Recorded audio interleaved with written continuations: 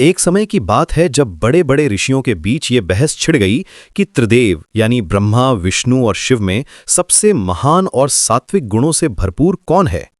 इस गुत्थी को सुलझाने की जिम्मेदारी देवर्षि नारद के सुझाव पर महर्षि भृगु को दी गई। भृगु सबसे पहले कैलाश पर्वत पहुंचे। वहां उन्होंने देखा कि भगवान शिव देवी पार्वती के साथ वार्तालाप में लीन थे। जब भृगु ने अंदर जाने की कोशिश की तो शिव के गणों, रुद्रगणों ने उन्हें द्वार पर ही रोक दिया। इस अनादर से भृगु क्रोधित हो गए और उन्होंने शिव के इस व्यवहार को तामसिक प्रकृति का प्रतीक माना। वहां से निराश होकर वे ब्रह्मलोक पहुंचे।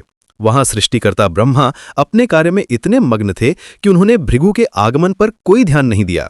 भृगु को लगा कि यह ब्रह्मा का राजसिक अहंकार है जो अपनी शक्ति के मद में चूर है। यहां भी उन्हें निराशा ही हाथ लगी। अंत में भृगु क्षीर सागर पहुंचे, जहां भगवान विष्णु शेषनाग पर योग निद्रा में विश्राम कर रहे थे और माता लक्ष्मी उनके चरणों की सेवा कर रही थी। भृगु ने उनकी परीक्षा लेने का निश्चय किया और क्रोध का नाटक करते हुए सीधा जाकर भगवान विष्णु की छाती पर जोर से लात मार दी। इस अप्रत्याशित आघात से विष्णु तुरंत जाग गए, लेकिन उनके चेहरे पर क्रोध का कोई भाव नहीं था। उल्टा उन्होंने बड़ी विनम्रता से भृगु के पैर पकड़ लिए और कोमलता से दबाते हुए बोले, हे ऋषिवर, क्षमा करें, मेरे कठोर वक्ष से आपके कोमल चरणों को कष्ट तो नहीं हुआ।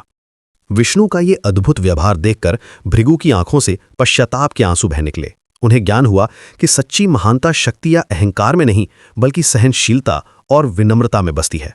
उसी क्षण उन्होंने भगवान विष्णु को ही परम सात्विक और सर्वश्रेष्ठ देवता घोषित कर दिया।